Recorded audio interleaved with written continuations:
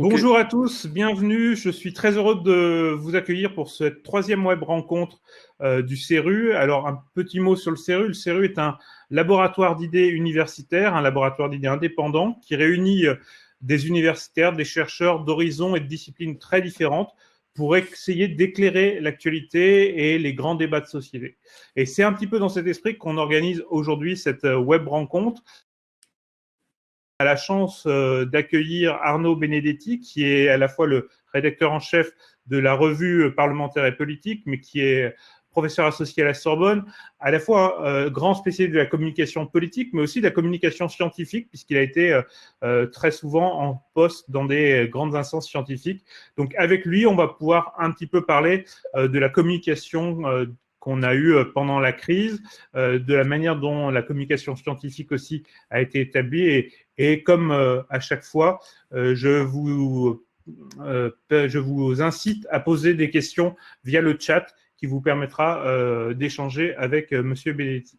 Alors, Arnaud Benedetti, bonjour. Bonjour. On vient d'avoir la déclaration d'Édouard Philippe sur les modalités du plan de déconfinement. Sur le fond, mais surtout sur la forme, qu'est-ce que vous en avez pensé? C'était, disons, dans le sillon qu'Édouard Philippe s'efforce de tracer depuis quelques semaines dans la communication qui est la sienne. C'était à la fois grave, sobre, précis autant que faire se peut, et puis collégial, puisque l'ensemble des ministres qui sont en première ligne dans la gestion de cette crise étaient autour de lui et ont décliné finalement le calendrier des opérations qui vont accompagner cette stratégie de déconfinement. C'était, disons, d'une certaine manière assez en contraste avec la communication présidentielle.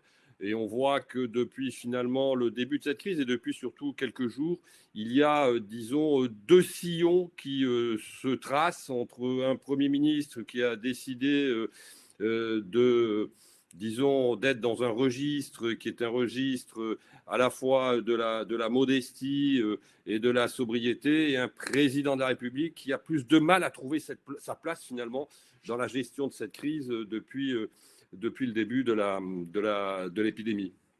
Et justement, vous parlez déjà de ces deux styles. Comment vous les qualifieriez, ces styles? Comment ils ont essayé de... Parce qu'effectivement, on voit une vraie différence de ton, mais en termes de communication, comment vous qualifieriez ces styles? Écoutez, moi je trouve que bon, il y a aussi une répartition quand même des tâches qui est propre à l'esprit de la Ve République, avec un président de la République qui est, lui, censé fixer le cap, les grandes orientations, et un Premier ministre qui est plus un logisticien, si je puis dire, des politiques publiques, et qui est là pour ensuite décliner ces orientations. Mais les tempéraments sont manifestement différents, et ce qui a toujours d'intéressant finalement dans une crise, et dans une grande crise comme celle que nous traversons, c'est que les caractères, disons, les différences de caractère apparaissent de manière plus saillante encore en l'occurrence. Et là, je trouve qu'en effet, encore une fois, on a une communication qui se veut extrêmement contrôlée de la part du Premier ministre, qui ne change pas en termes de tonalité, qui a réussi à trouver, force est de le constater, son ton, même s'il y a beaucoup à redire ensuite sur la façon dont la crise a été gérée, mais ça c'est un autre sujet, alors qu'on voit depuis le début finalement de cette crise que le président de la République a hésité entre plusieurs registres. Finalement, on se rend compte que la métaphore guerrière du début a été aujourd'hui plutôt abandonnée, qu'il est passé d'une métaphore guerrière mobilisatrice à une métaphore qui se voulait plus empathique, voire sermonnante. Et puis on a eu l'exercice assez surprenant d'hier d'un président de la République devant les milieux culturels, qui a d'ailleurs totalement bypassé son ministre de la Culture pour venir faire une sorte de show qui a d'ailleurs largement alimenté les réseaux sociaux, et qui était pour le moins surprenant, c'est le moins qu'on puisse dire, de la part d'un président de la République. Alors, effectivement, on voit ces deux styles avec le président qui a du mal à définir son style. Il est passé du chef de guerre à, effectivement, hier, il était quasiment animateur socioculturel. Qu'est-ce que on peut dire, par contre, du reste de l'équipe, puisqu'on a eu l'impression par moment quand même d'avoir pas seulement deux voix, mais une multitude de voix et souvent assez peu cohérentes les unes par rapport aux autres. Comment ça s'est... Est-ce que vous avez l'impression que ça s'est réglé, ça, ou est-ce qu'on a toujours autant de couacs dans la communication? Alors, vous avez raison de le dire, parce que c'est vrai que depuis le début, finalement, le caractère erratique, parfois dysfonctionnel de la communication des pouvoirs publics, avec un certain nombre d'injonctions contradictoires dont on a largement parlé, a brouillé les messages amplement que l'exécutif souhaitait adresser aux Français. Mais vous savez, il n'y a pas de miracle en communication. Quand l'action publique apparaît insuffisante, quand vous avez des moyens insuffisants pour faire face à une situation, et surtout quand vous voulez dissimuler par la communication un certain nombre de dysfonctionnements, ça finit par se voir. Et la communication n'a été, en l'occurrence, que le reflet des dysfonctionnements de l'action publique. Vraisemblablement, l'erreur qui a été commise dès le départ, c'est de ne pas avoir assumé peut-être un certain nombre d'erreurs de gestion de la crise. Vous savez, en communication de crise, on a un principe qui est très simple, c'est de considérer qu'il faut de la transparence, qu'il faut de l'empathie, qu'il faut de la mobilisation.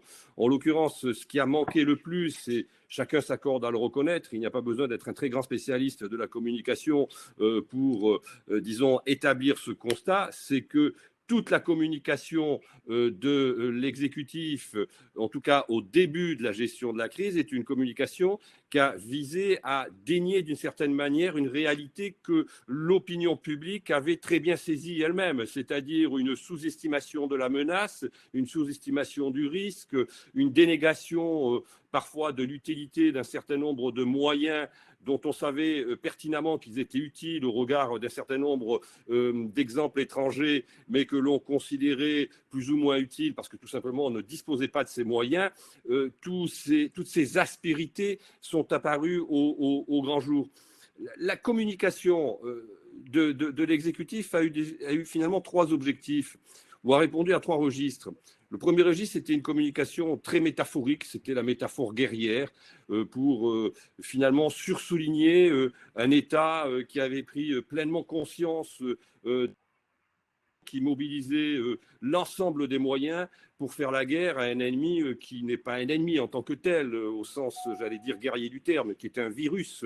Et donc, il fallait véritablement, disons, utiliser un registre qui était un registre qui faisait référence à des périodes historiques que les Françaises et les Français peuvent facilement s'approprier pour montrer à la fois la gravité de la situation et puis surtout pour expliquer, encore une fois, que l'État était en situation de répondre à la menace et aux risques auxquels étaient confrontés les Français. Mais on a vu que finalement, ça n'a pas fonctionné. Ça n'a pas fonctionné pour une raison qui est très simple. D'abord, c'est que de toute façon, la situation que l'on vivait ne peut pas s'apparenter et aucunement à une guerre. C'est autre chose, quelque chose d'inédit. On n'a pas vraisemblablement les mots aujourd'hui pour qualifier la situation tout à fait inédite que nous traversons d'ailleurs et qui est planétaire en l'occurrence, ou quasi planétaire. Et ensuite, surtout, c'est que si vous voulez, quand vous voulez faire la guerre, il faut, disons, mettre les moyens pour faire la guerre. Et on voyait que finalement, on avait énormément de difficultés, par exemple, à mettre en place tout simplement ce que l'on peut appeler une économie de guerre. Et en l'occurrence, ça n'a pas été le cas. Donc, il y avait un hiatus entre la sémantique qui était utilisée et ensuite la réalité de l'action. Et ça s'est perçu et ça a vraisemblablement créé une très grande défiance dans la façon dont l'opinion publique a perçu l'action de l'exécutif. Puis ensuite, on a eu une deuxième type de communication, d'ailleurs qui était plutôt parallèle en l'occurrence. C'était une communication qui visait, sous couvert de responsabiliser la société, à, disons, avoir ou délivrer un certain nombre parfois d'injonctions culpabilisante vis-à-vis de la société. En d'autres termes, attention, si, vous savez, c'est ce qu'on appelle le gouvernement des conduites. Hein. En d'autres termes, si vous n'êtes pas suffisamment respectueux des instructions que l'exécutif délivre à l'opinion publique, finalement, c'est la faute de la société si nous nous retrouvons dans cette situation. Or, la réalité, c'est que quand on regarde là aussi la façon dont la société française, territoire par territoire, secteur d'activité par secteur d'activité, est entrée finalement dans le confinement, ça s'est fait de manière plutôt disciplinée. Alors, il y a bien sûr toujours quelques exceptions que les médias mettent en exergue, mais globalement, cette société-là, c'est le moins qu'on puisse dire, assez bien comportée collectivement. Et puis, le troisième registre de communication, c'était un registre qui essayait d'expliquer que si nous nous retrouvions dans une difficulté de ce type, c'est parce que, et ce qui était vrai d'ailleurs au demeurant, c'est parce que nous n'avions pas l'état des connaissances, ou que l'état des connaissances était tellement instable que l'action publique elle-même était nécessairement instable. C'était notamment le fait de recourir aux disons, préconisations ou aux avis du conseil scientifique pour régler sur le conseil scientifique à la fois son action et sa communication. Donc, ces trois registres qui ont été utilisés de manière d'ailleurs très souvent parallèle, plus que successivement par l'exécutif, ont finalement, qu'est-ce qu'ils ont souligné? Ils ont souligné que nous avions des pouvoirs publics qui semblaient, je dis bien semblaient, ne pas dominer les événements. Et c'est en tout cas une des grandes perceptions, une des grandes représentations qui s'est imposée dans la lecture que l'opinion publique s'est faite de la gestion de cette crise jusqu'à maintenant. Alors justement, alors je rappelle le fonctionnement de ces web rencontres. Je pose quelques questions encore pendant 5-6 minutes. Et ensuite, on prendra les questions que vous êtes en train d'écrire dans le chat. Dans cette situation, comme vous l'avez dit, cette communication a créé de la défiance. Aujourd'hui, on voit d'ailleurs que un sondage, vous pourrez peut-être nous en dire plus, montre que la cote du président de la République chute beaucoup plus vite que celle de son Premier ministre. Peut-être la preuve que cette différence de communication de style impacte plus ou moins bien la confiance des Français. Mais on a eu aussi l'impression que pendant un temps, la confiance de l'exécutif était tellement faible qu'ils ont essayé de gager leur communication sur la confiance dans les scientifiques. Et donc, d'avoir une communication où on mettait beaucoup les scientifiques en avant. Est-ce que c'était une bonne chose? Comment, en termes de communication, l'avez-vous vécu? De toute façon, si vous voulez, à partir du moment où l'on demandait aux scientifiques d'être, d'une certaine façon, les garants de l'action publique, et puis, d'une autre manière, les garants de l'expression publique, on indexait de toute façon son action et son expression sur une communauté qui était en train de découvrir un phénomène nouveau, ce virus, qui était en train d'essayer de comprendre quelles étaient les propriétés de ce virus. Et la science, la recherche, pas la science, la recherche est par nature, j'allais dire, un processus qui est instable. Donc, c'est quasiment ontologique. Intellectuellement, quand vous êtes en recherche, vous êtes forcément, disons, dans une quête de compréhension qui fait que le processus dans lequel vous êtes engagé est forcément tâtonnant. Et il est fait d'hypothèses, de réfutations, de doutes. Cette réalité du fonctionnement, j'allais dire, de la machinerie scientifique, qui est un quotidien que connaissent les chercheurs, ne venait pas forcément stabiliser l'action et la communication de ceux qui sont en charge d'agir.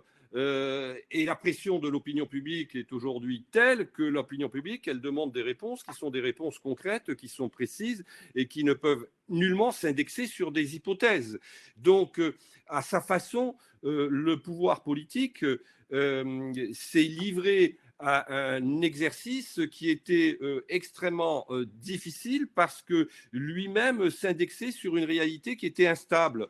Donc, il n'était pas en mesure de rassurer l'opinion publique puisque tout simplement, il se faisait le vecteur des doutes, des tâtonnements, des incompréhensions parfois des milieux scientifiques. Or, Et l'action pourquoi, politique, elle doit aller droit au but, elle doit être directe. Et là, en l'occurrence, ce à quoi on a assisté, finalement, je trouve que c'est une des leçons qu'on doit peut-être retenir de cette crise, un des principaux enseignements, c'est que nous sommes dans des sociétés où, finalement, nous acceptons de moins en moins le risque, nous avons une aversion de plus en plus grande au risque et à la peur, et que cette aversion au risque et à la peur, elle contraint considérablement l'exercice politique. et justement, alors, pourquoi avoir fait ce choix? Parce qu'on voit bien qu'effectivement, cette instabilité est ontologique avec la recherche. Est-ce que c'est parce qu'ils ne connaissaient pas suffisamment le milieu de la recherche, ou est-ce que la défiance qu'il y avait vis-à-vis de l'exécutif était tellement forte qu'il fallait s'accrocher à une institution qui semblait plus dans laquelle les Français avaient plus De confiance. de confiance? Oui, il est évident que s'indexer sur l'image du scientifique, c'est s'indexer sur un capital, j'allais dire, de sympathie. D'ailleurs, quand on regarde toutes les études qui ont été faites sur l'image des chercheurs, l'image des scientifiques, c'est une catégorie qui, dans son hétérogénéité d'ailleurs, parce que la science et la recherche, c'est très hétérogène, hein, mais qui bénéficie d'un capital de confiance qui est extrêmement important et qui est quasiment, j'allais dire, inversement proportionnel à celui des politiques et des dirigeants. Il y avait vraisemblablement peut-être cette volonté d'adosser, disons, sa communication publique à cette image des scientifiques. Il y avait aussi, je crois, une grande panique à un moment donné quand même qui s'est exprimée. Moi, ce qui me frappe quand même le plus dans la séquence que nous vivons, c'est la panique de la classe dirigeante par rapport à un phénomène qui est certes un phénomène qui est menaçant, qui fragilise en tout cas un certain nombre de populations qui sont plus vulnérables, mais vraisemblablement le fait d'avoir sous-estimé au tout début, encore une fois, souvenez-vous, le 24 janvier, la ministre de la Santé nous annonçait quand même globalement, avec toutes les certitudes qui étaient les siennes, que la chance que ce virus vienne sur les côtes européennes était quasiment la menace était quasiment inexistante. On placardait quelques affiches dans les aéroports, on balayait d'un revers de main la question des caméras thermiques, d'ailleurs, dont on ne parle plus du tout aujourd'hui, dans les aéroports. Donc, on a eu une sorte tout d'un coup de prise de conscience, vraisemblablement de la part de l'exécutif, d'une certaine forme de retard et de sous-estimation de la menace, qui a fait qu'il a fallu à un moment donné s'appuyer sur un corps qui était solide, qui était le corps des scientifiques, pour essayer de regagner, ou en tout cas de ne pas trop perdre la confiance de l'opinion publique. Et alors justement, c'est peut-être une transition. Il y a une figure qui a émergé quand même en termes à la fois scientifiques et de communication, c'est le professeur Raoult, qui a eu une notoriété quasiment immédiate, c'est-à-dire que très rapidement, il a eu une très grande notoriété dans l'opinion publique avec un compte Twitter, par exemple, qui a explosé en nombre d'abonnés, ses vidéos aussi. Comment vous analysez cette communication par rapport justement à la communication du gouvernement et en termes de communication, qu'est-ce que vous pensez de la manière dont le professeur Raoult s'est imposé dans le débat public? Alors, plusieurs choses. D'abord, ce qui est apparu à l'épreuve de cette crise sanitaire sur la scène médiatique, c'est quelque chose qui est propre, encore une fois, au fonctionnement de la recherche et au monde scientifique, c'est la controverse. C'est-à-dire que ce qui est finalement l'un des moteurs du fonctionnement de la scientifique, du monde scientifique, du monde de la recherche, c'est la controverse. Mais la controverse au bon sens du terme, c'est-à-dire qu'on discute des résultats, on argumente, on contre-argumente, on évalue, on contre-évalue. c'est des processus que les chercheurs connaissent et c'est leur quotidien au demeurant. Sauf que jusqu'à présent, si vous voulez, ces controverses, pour l'essentiel, elles restent dans l'enceinte académique, en l'occurrence. Et là, la controverse scientifique est sortie de l'enceinte académique, portée par le professeur Raoult, qui, lui, a fait de la communication scientifique un exercice grand public, en l'occurrence, un exercice politique. Il a fait un exercice politique d'abord parce qu'il est médecin, il n'est pas seulement chercheur, il est médecin. Donc, il considère que dans une situation d'urgence, il faut, comme il y a une médecine d'urgence, il faut qu'il y ait une recherche d'urgence. C'est globalement, en tout cas, ce qu'il a dit tout au long de cette crise.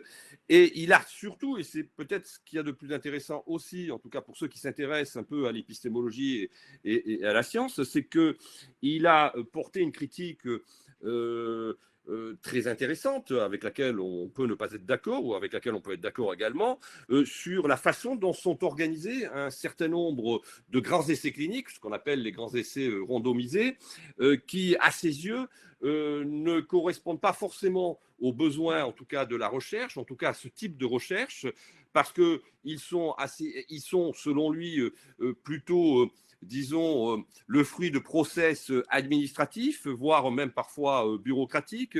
Ils sont le fruit aussi d'une croyance parfois irraisonnée dans l'outil statistique, et qu'il y a aussi dans la recherche, dans les processus de recherche, une part d'intuition qu'il faut, et notamment dans ce qui concerne la recherche médicale, qui est extrêmement importante à intégrer. Donc, il a en tout cas fait en sorte, par sa communication, que ces grands enjeux deviennent parfois plus visibles dans l'espace public, et que les politiques se les approprient un peu plus, et que le grand public aussi. Ensuite, il y a la personnalité propre qui est liée, disons, au caractère et au tempérament du professeur Raoult, qui était un très grand scientifique. La production scientifique de Didier Raoult et la trajectoire scientifique de Didier Raoult, qui a été Grand Prix INSERM en 2010 et qui a un nombre de publications considérables dans les meilleures revues à comité de lecture, parle pour lui. Mais il y a cette personnalité, le fait qu'il soit à Marseille, le fait qu'il ait bâti lui-même son institut, son IHU, un peu contre les grands organismes de recherche, d'une certaine façon, font que c'est une personnalité qui accroche la lumière médiatique et qui, de fait, a imposé un style, à percer, disons, dans l'opinion publique, du fait aussi de son propre tempérament et de sa propre trajectoire personnelle, de son propre positionnement, même presque dans l'espace territorial français. Et du coup, ça m'amène effectivement à une dernière question dans cette première partie. On voit effectivement que le professeur Raoult a émergé dans le débat, quelquefois d'ailleurs comme une voix qui pouvait être une voix d'opposition, en tout cas qui pouvait être perçue comme ça.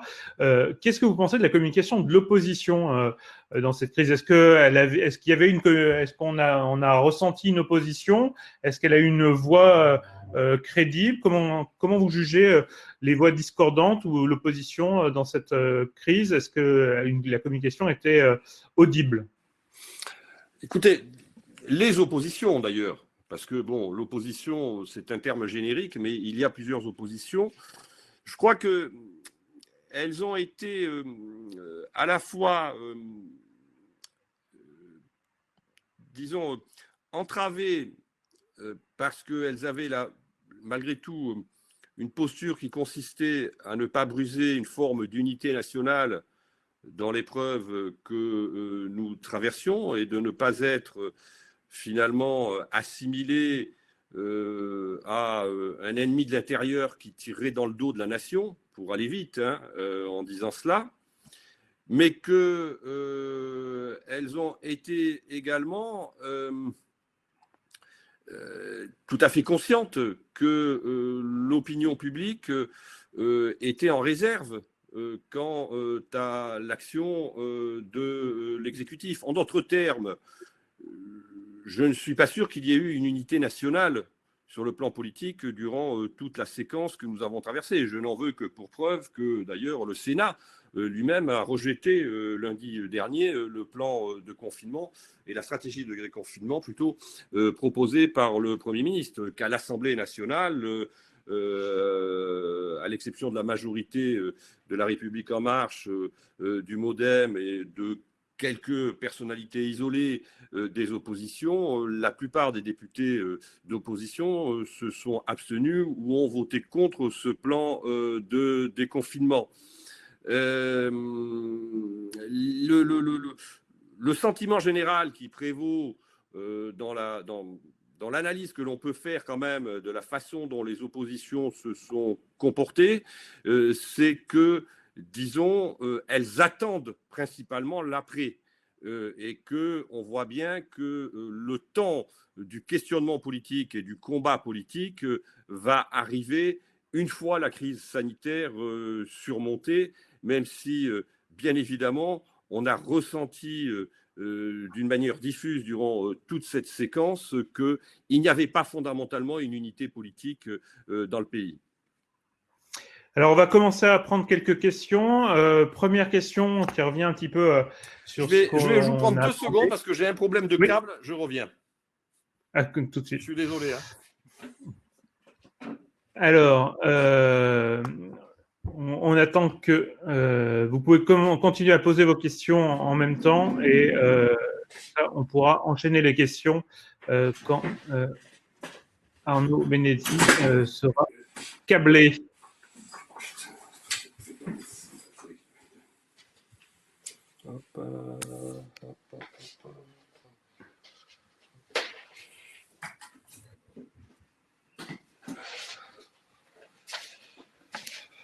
Désolé pour ce problème technique. Il vaut mieux ça qu'une coupure brutale. Je voyais, je n'avais pas fait attention, j'étais à 7%. Du coup, oui, première question. La foi en la vie scientifique a été, nous écrit-on, à géométrie variable. Est-ce que ça n'a pas décrédibilisé la référence à la science, le fait, par exemple, qu'on n'en tienne pas compte pour la réouverture des écoles, le premier tour des élections municipales? Finalement, on a l'impression que ça n'a pas toujours été aussi suivi que ça. Oui, et d'ailleurs, on peut se poser la question si parfois on ne sait pas finalement trouver des légitimations scientifiques qui relevaient du politique. Par exemple, je prendrai l'exemple hautement controversé de la tenue du premier tour de l'élection municipale, où finalement le conseil scientifique, manifestement, c'est pas manifestement, a donné un avis positif à la tenue de ce premier tour des municipales. On peut se poser des questions si, bien évidemment, le poids du politique n'a pas joué, en l'occurrence, sur l'avis du conseil scientifique. La réalité, c'est que le pouvoir politique a pris un risque en surexposant le scientifique dans cette affaire, parce que tout simplement, il a fait du scientifique la caution permanente quasi de son action, ou voire de son inaction parfois même. Est-ce que c'est un service qui est rendu aux communautés scientifiques et aux communautés médicales que de les surexposer dans un exercice qui relève du politique? Finalement, qu'est-ce que c'est? C'est les légitimités qui s'affrontent. Vous avez d'un côté une légitimité qui est la légitimité de la connaissance. La légitimité de la connaissance est une légitimité qui, encore une fois, on l'a dit et répété, par nature incertaine tant que la vérité d'un certain nombre de faits et de phénomènes n'est pas attestée. Et d'ailleurs, elle peut être remise en question, puisque le principe de réfutabilité, c'est épistémologiquement, comme le rappelle Karl Popper, un principe du fonctionnement scientifique. Et puis, vous avez le principe du politique. Le principe du politique, c'est de prendre des risques et finalement, à un moment donné, de faire des calculs bénéfices-risques qui vont être, disons, le moteur de son action. Et on a encore une fois eu le sentiment d'un politique qui était tétanisé par cet événement et qui allait chercher dans la science et dans l'expertise des moyens de légitimer son action. Et au tout début, Et on voit qu'aujourd'hui, parce qu'en fait la séquence est très évolutive, hein, aussi, la crise se transforme au fur et à mesure que nous avançons. Et là, vraisemblablement sous le coup d'un certain nombre de critiques qui ont commencé à s'exprimer sur le trop grand poids du conseil scientifique, sur le politique. On a vu des critiques à un moment donné commencer à émerger sur le président du conseil scientifique, Jean-François Delfrécy, en disant mais finalement quelle est la légitimité du conseil scientifique? Et là, plus récemment, on voit qu'on a un pouvoir politique qui a essayé peut-être de rééquilibrer son positionnement par rapport au conseil scientifique en, par exemple, prenant une décision que le conseil scientifique n'a pas avalisée, qui est celle de la réouverture des écoles. Mais encore une fois, là, le pouvoir politique avait à arbitrer entre deux enjeux, hein, l'enjeu sanitaire et puis ensuite l'enjeu économique, puisque on sait très bien qu'aujourd'hui, le principal souci qui est celui des pouvoirs publics, au-delà de la question sanitaire, c'est de pouvoir retourner à une vie normale qui fasse redémarrer la machine économique. Et il y a un certain nombre d'ailleurs d'acteurs économiques qui, eux aussi, sont intervenus dans le débat public, pas tout de suite au début de la crise, mais au fur et à mesure que le confinement se déroulait, pour dire attention aux conséquences du confinement, les conséquences du confinement sur le plan social et sur le plan économique, et même un certain nombre de médecins l'ont dit sur le plan pathologique, risquent d'être beaucoup plus graves que les conséquences de cette crise sanitaire que nous sommes en train de vivre. Alors une question un peu plus générale, le confinement, les mesures de confinement, de déconfinement, les mesures aussi qu'on a pu prendre sur le contrôle, en tout cas sur la presse, sur le contrôle des fake news, on me pose la question, est-ce que nos démocraties sont pas en train de changer de régime et de ressembler de plus en plus à ce qu'on appelle une démocratie libérale? Il y a eu un très bel article, un très bel entretien de Pierre Manant dans le Figaro, je ne sais pas si vous l'avez lu, mais qui était extrêmement intéressant, et où il dit, alors on est libre de ne pas partager bien évidemment son appréciation, mais en tout cas elle interpelle profondément. Il dit, nous sortons à bas bruit, nous sortons, et il ne parle pas seulement de cet épisode hein, que nous sommes en train de vivre, des régimes de démocratie libérale. C'est vrai que finalement, qu'est-ce qu'on a demandé? On a demandé, au nom d'un impératif sanitaire, à une société tout entière de sacrifier déjà un certain nombre de libertés fondamentales avec lesquelles nous avons l'habitude de vivre comme des poissons dans l'eau, que sont la liberté de circulation ou la liberté de réunion. Il y a là, disons, dans l'acceptation presque, j'allais dire, bon enfant, pour ne pas dire soumise, de la société, quelque chose qui est assez surprenant. Et on a eu finalement assez peu de voix, moi c'est ce qui m'a le plus frappé, hein, assez peu de voix politiques, ou même de voix intellectuelles, pour s'inquiéter de cette suspension d'un certain nombre de libertés publiques qui sont des libertés publiques absolument fondamentales. Et l'épisode que l'on vient de vivre tout récemment avec l'épisode heureusement transitoire, mais de cette volonté du pouvoir de finalement certifier quelle est la bonne ou la mauvaise information avec ce fameux site Désintox, traduit quand même qu'il y a chez un certain nombre de représentants des élites l'idée que les principes sur lesquels nous avons fondé nos régimes sont des principes avec lesquels on pourrait prendre un certain nombre de libertés. Le plus surprenant, c'est que, alors on risque d'être polémique, hein, mais peu importe, on est là pour débattre, c'est qu'il y a comme le sentiment qui s'installe que ceux qui se veulent les défenseurs des démocraties libérales, hein, en l'occurrence, ne sont pas ceux qui, parfois, les respectent les mieux dans leurs principes. Il y a quand même quelque chose de relativement autoritaire dans la façon dont on nous a parlé. La société de contrôle que l'on a mise en place pendant quelques semaines en est l'une des expressions.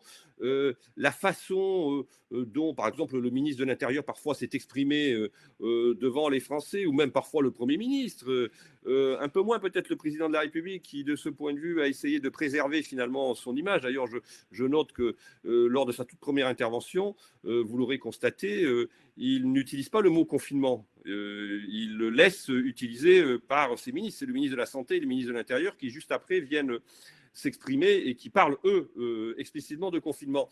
Mais en tout cas, il y a quelque chose comme de ce type-là qui est en train de se développer avec une forme de détachement par rapport à des principes qui sont des principes essentiels et avec lesquels on pensait finalement, enfin en tout cas pour la génération qui est la mienne, que finalement c'était des principes qui étaient intangibles et qui ne faisaient pas question. Et là, finalement, dans la pratique, ça fait question.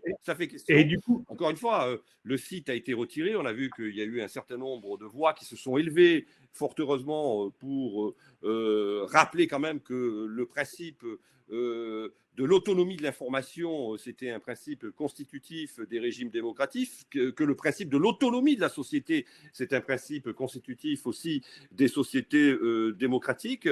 Mais on a eu cette tentation, et cette tentation, si vous voulez, elle vient de loin, parce que ce n'est qu'un épisode parmi d'autres d'un pouvoir qui est quand même en défiance vis-à-vis du fonctionnement de l'espace public. Et l'espace public, comment il fonctionne? Il fonctionne par l'argumentation, par la contre-argumentation et par des médias qui sont nécessairement libres et par une pluralité de sources d'information.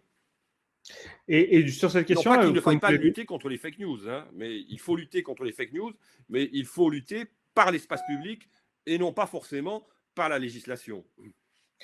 Et vous avez souligné finalement que dans ce débat-là, ces libertés qui peuvent reculer, ces libertés fondamentales, l'opinion publique l'a accepté de façon assez facilement, en tout cas une grande partie de cette opinion publique. Est-ce que les médias n'ont pas joué un rôle là-dedans? On parle souvent des médias comme une machine à fabriquer du consentement. Est-ce que cette politique que vous avez appelée le gouvernement de la conduite, cette politique où on nous a un petit peu infantilisé avec la communication, est-ce que ça participe pas à cette volonté justement de faire en sorte que on accepte cette privation de liberté? Les médias ont-ils joué un rôle? Il y a le fait aussi quand même que la menace est apparue suffisamment sérieuse pour qu'on accepte cette limitation de nos libertés, en sachant quand même pertinemment que cette limitation des libertés, en tout cas en l'espérant, en l'escomptant, qu'elle était transitoire. Moi, je crois que quand même globalement, l'idée qui consiste à penser que le système médiatique dans son ensemble est aujourd'hui en mesure de tenir l'opinion publique, d'abord pour moi c'est une idée fausse parce qu'il y a quand même une pluralité à l'intérieur même des médias traditionnels. Donc il ne faut pas non plus surgénéraliser cette idée que les médias penseraient tous la même chose. Non, il y a fort heureusement.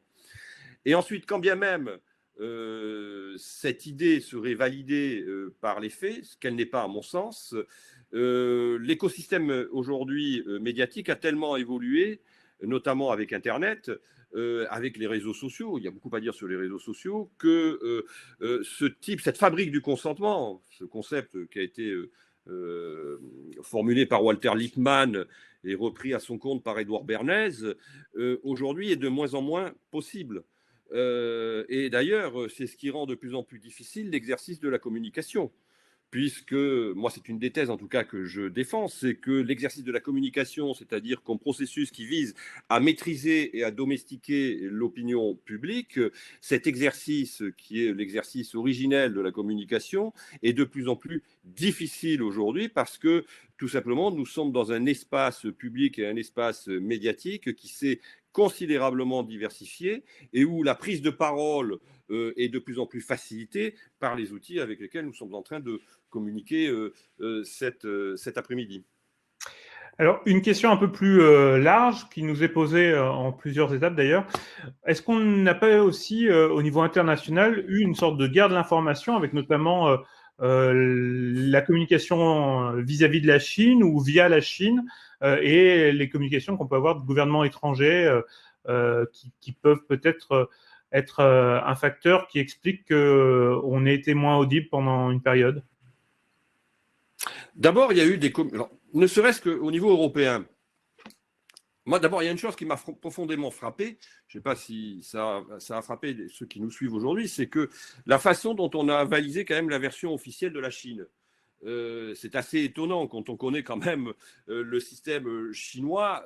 Cette façon dont nous avons, in fine, intégré la version officielle traduit quand même une absence, là aussi, de réflexes critiques initiaux, y compris dans les médias et même y compris dans le monde intellectuel. Ça, c'est une chose. Ensuite, au niveau de la communication stricto sensu, on voit bien que la communication de nos voisins européens est assez différente de la communication que nous avons eue ici en France. Alors, il y a plusieurs facteurs qui l'expliquent. Je ne veux pas rentrer dans le détail, mais je pense que la culture politique française, l'histoire française, le rôle que l'on assigne à l'État, le rôle que l'on assigne au monarque républicain que constitue le président de la République font que nous n'avons pas tout à fait le même type de communication que le régime politique et que la culture politique et même la culture administrative. L'organisation politique générale explique vraisemblablement que les communications sont différentes. On voit bien que nos voisins italiens, nos voisins espagnols, nos voisins allemands, même s'ils ont eu des résultats tout à fait différenciés dans la gestion de la crise, n'ont pas eu le même type de communication que nous. On est les seuls à avoir, à ma connaissance, employé la métaphore guerrière dans cet épisode. D'ailleurs, le président allemand a, je le rappelle, il y a quelques semaines, a très bien dit d'ailleurs que finalement le moment que nous étions en train de vivre était un moment unique, mais qui ne pouvait s'apparenter d'aucune manière à une guerre. Il répondait d'une certaine façon et de manière indirecte au président de la République française. La communication des autres États membres, des autres États européens, a été une communication vraisemblablement plus modeste, moins dans le déni,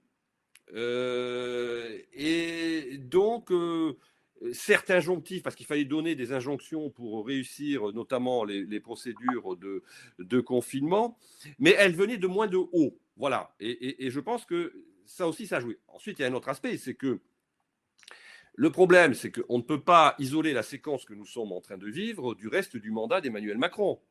C'est-à-dire que l'exécutif français a quand même abordé cette crise dans une situation de très grande fragilité dans sa relation à l'opinion publique.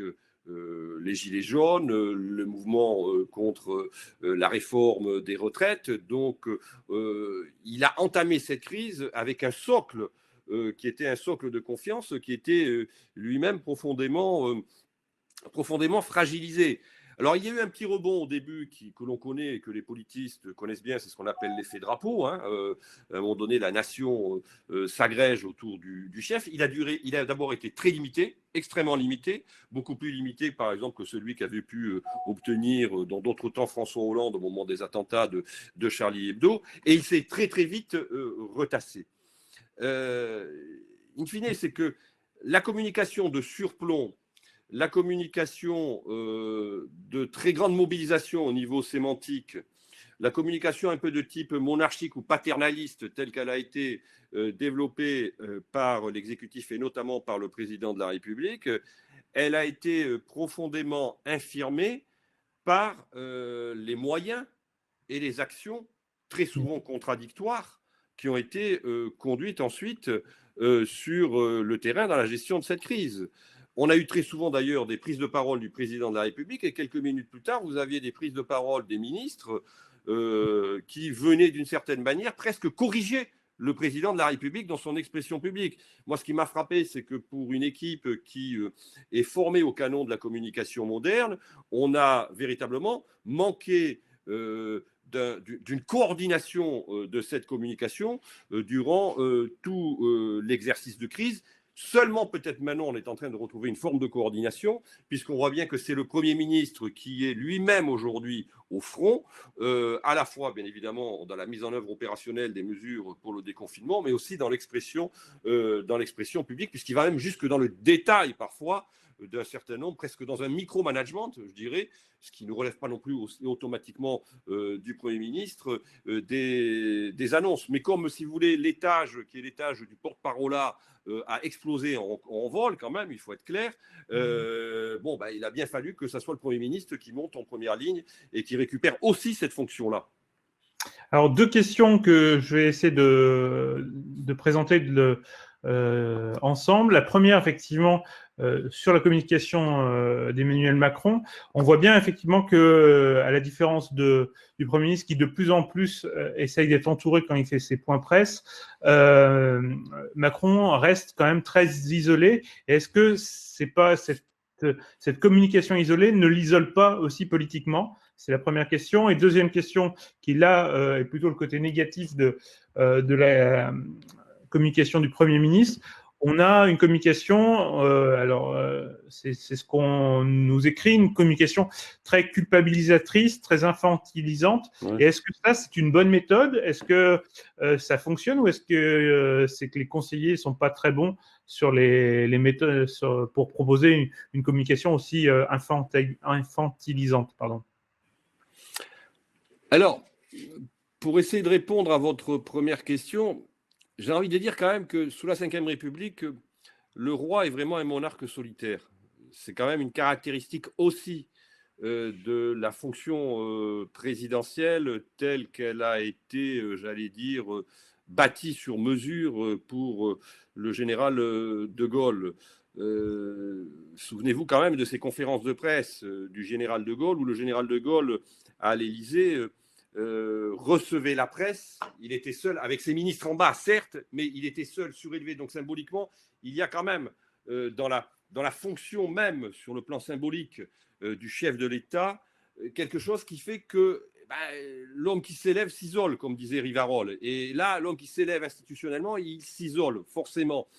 La vérité, c'est qu'il y a dans la psychologie même d'Emmanuel Macron quelque chose qui l'isole encore plus.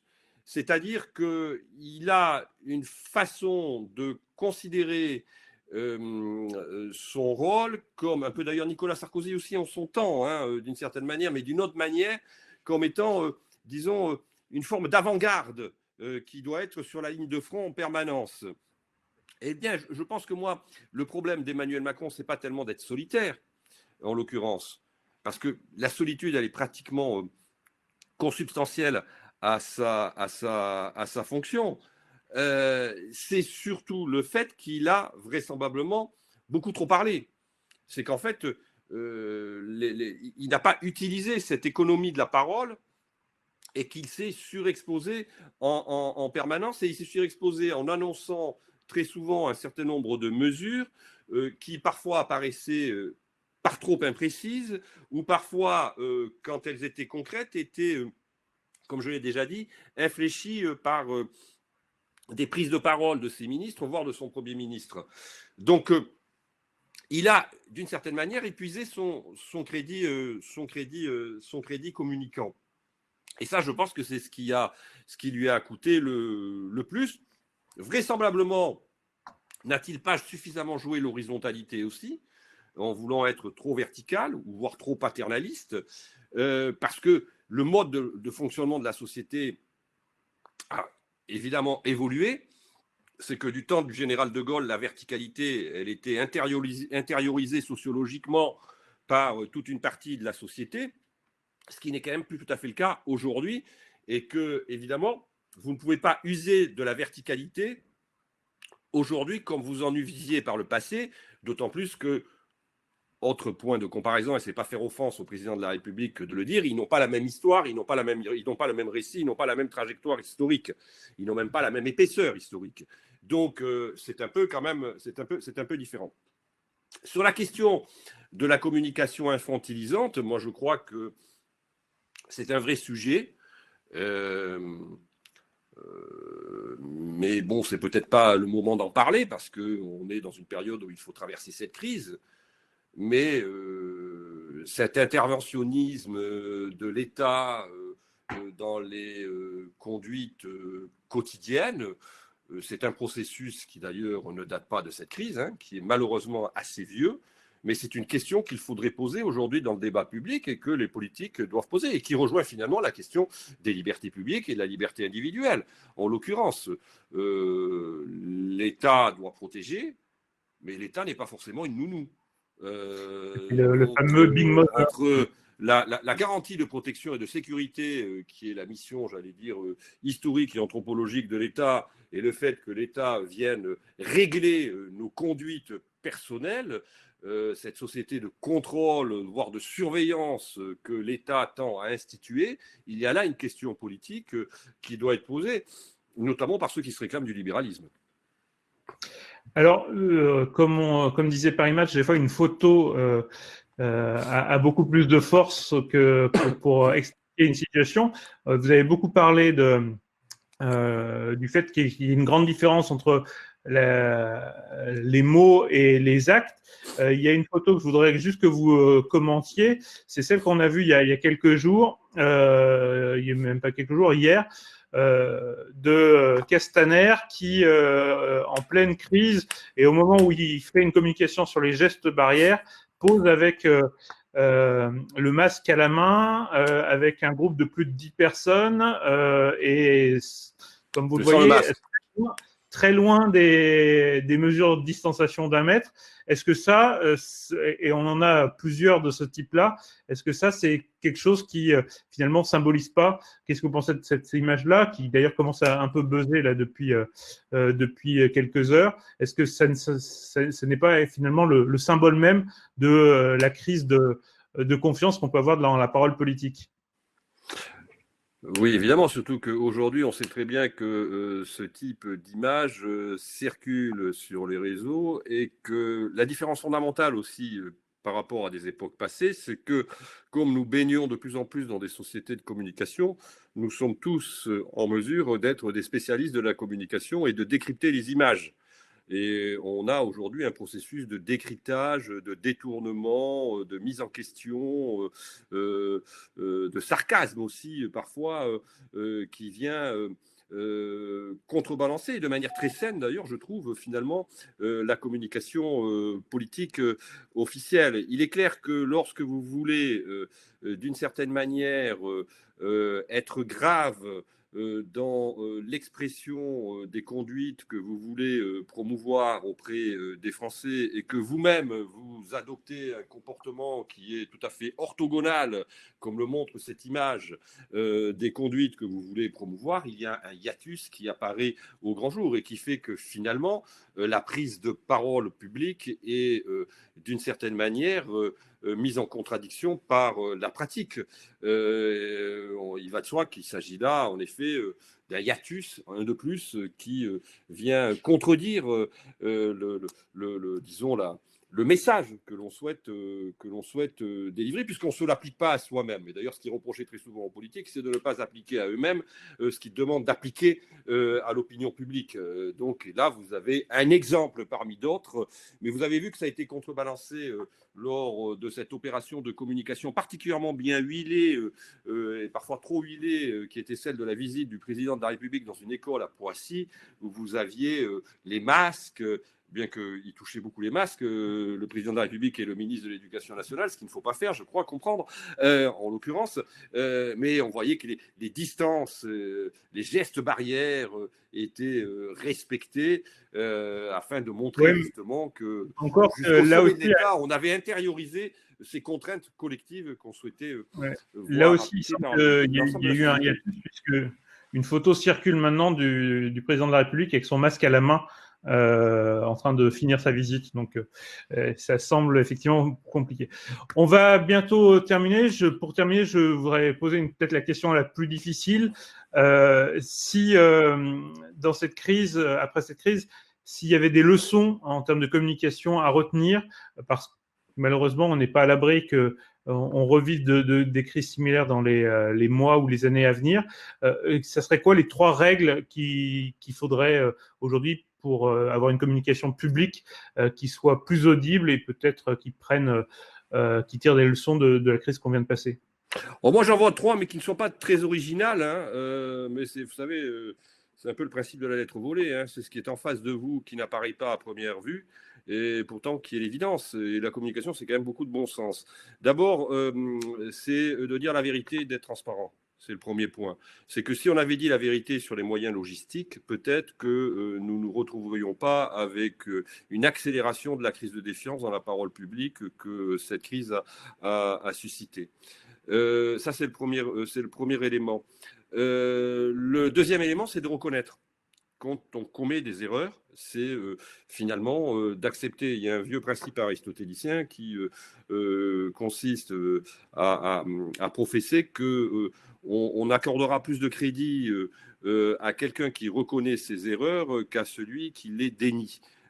Parce qu'on considère que c'est un homme de bien, celui qui finalement accepte de reconnaître ses propres erreurs. C'est une condition tout simplement de la vertu aussi, qu'il faudrait parfois un peu retrouver aussi dans l'exercice public.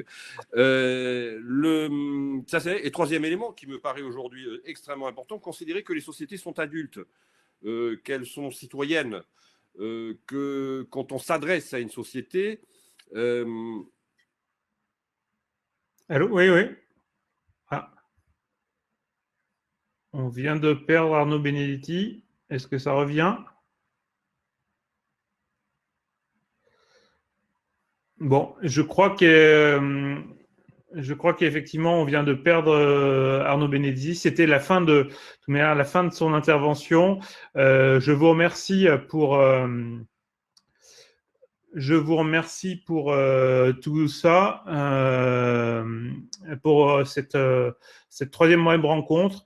Et on vous tient au courant pour la prochaine qui aura lieu, qui n'est pas encore programmée, mais qu'on espère pouvoir organiser dès la semaine prochaine. À très bientôt. Merci beaucoup.